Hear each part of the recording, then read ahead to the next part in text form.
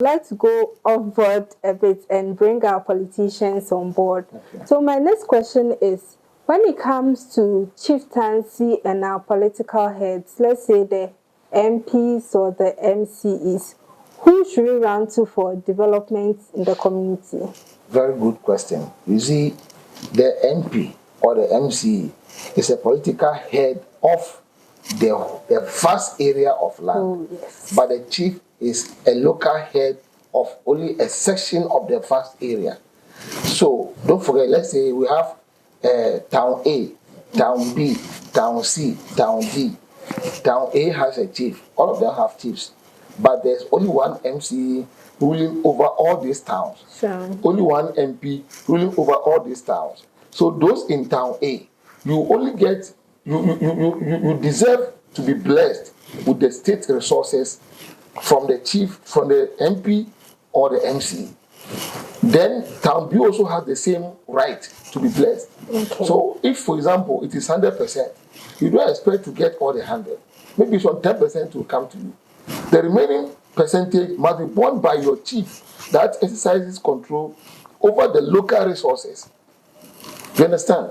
So both parties, here the political head, MC, MP, and then the chief, they must be accountable to the people. The people, the state resources are that, though you are in town A, but any resource that is obtained for the state from other regions, you have a share because by virtue of the fact that we live in Ghana. Yeah. Because part of your royalties go to the state, part of the town, other regions go to the state. But most of the royalties that go to the state are not supposed to be used for you alone. Mm-hmm. A portion must be shared to other places. But the one that your chiefs, the Busiapinin and co, are sitting on it, that one does not go to other places. They remain there. So they must also contribute to developing. Sometimes the MC, the MP, for months has never even passed through your town. But the chief is always there. So if the road is destroyed and the chief does not stand up to talk about it, how would the MC or MP know that, the road to town A is in bad shape? So accountability lies on both parties, political heads as well as the chiefs that rule over us. Okay, thank you very much. So what I'm getting is the chiefs actually rule in quotes, there are small towns that they are lords over, Sure. or that their powers extend to. Fine. Meanwhile, on the other hand, the MPs and the MCs oversee a bigger area. So there might be an oversight, Sure. unless Sure. the chief Sure. prompts them. Fantastic. Okay, Fantastic. thank you very much. And the chief, by prompting them, is being accountable to you.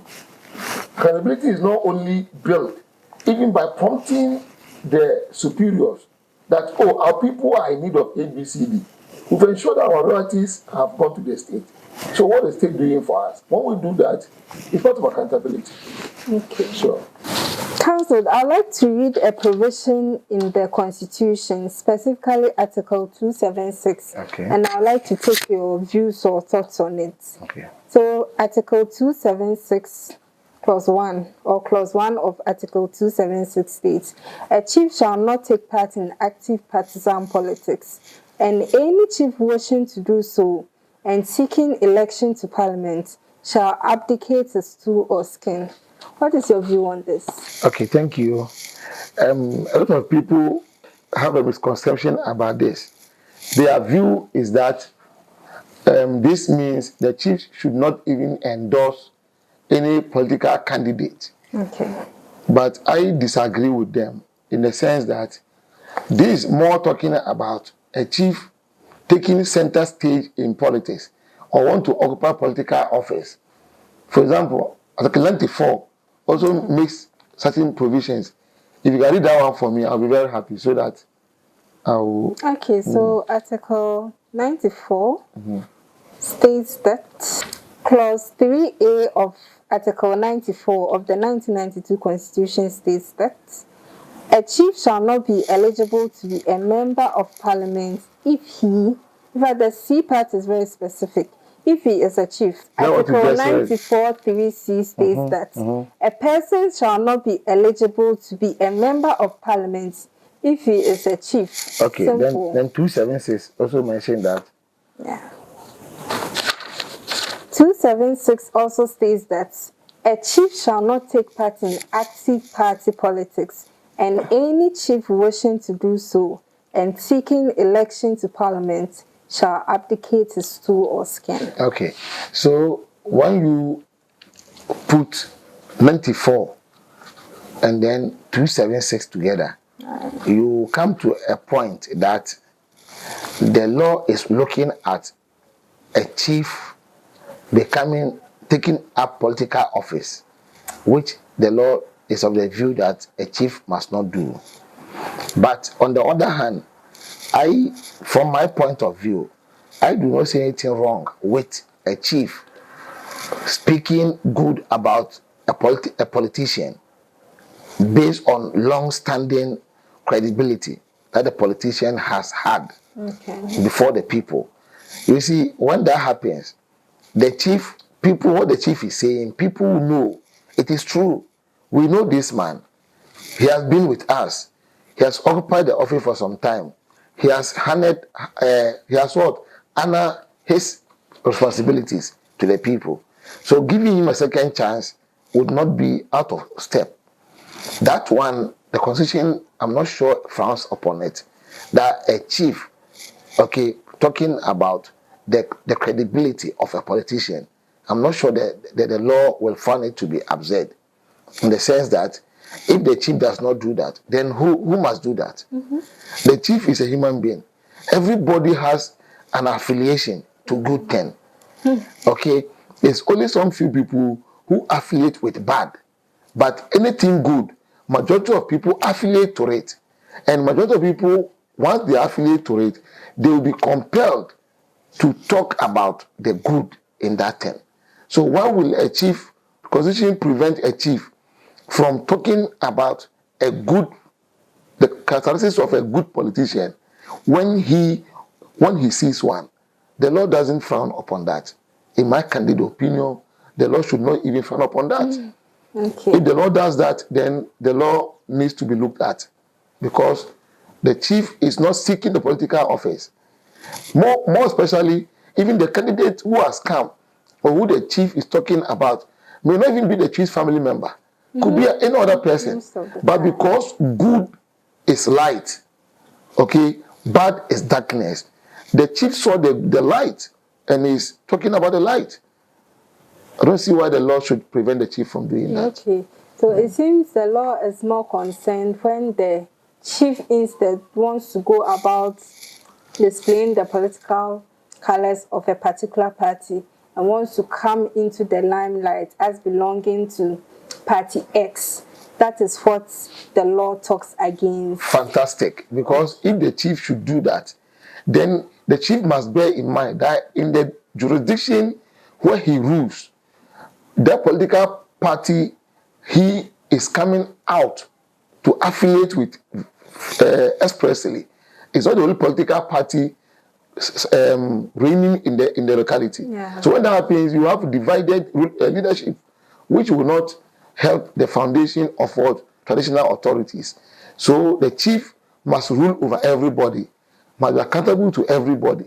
And when the chief sees light, the chief must speak about the light.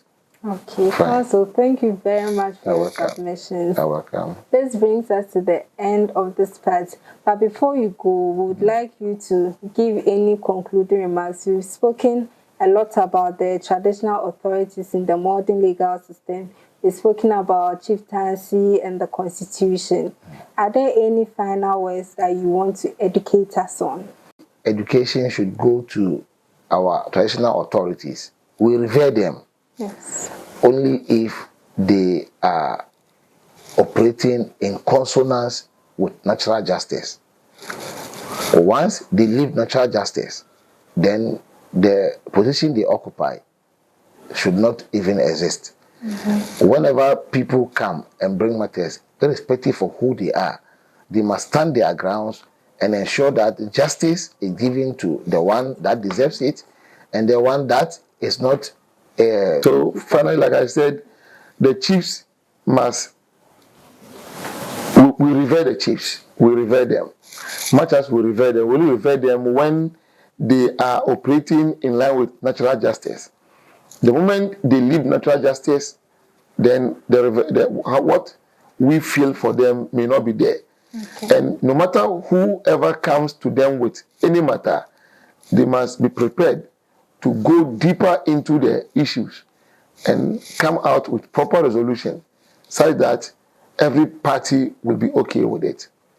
And they should also stay off active politics. Mm-hmm. Because in the communities, they rule over people, and the people have affiliation to the parties.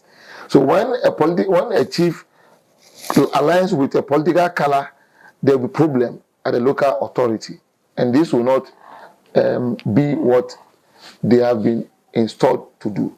That is my short advice to them. Okay, Council, thank you very much. This session has been very educative and thought-provoking for me, considering it was one of the first topics that I did in constitutional law this semester. Right. I'm very grateful for clearing all doubts and even answering some questions that I didn't ask, but in your submission, it was very clear.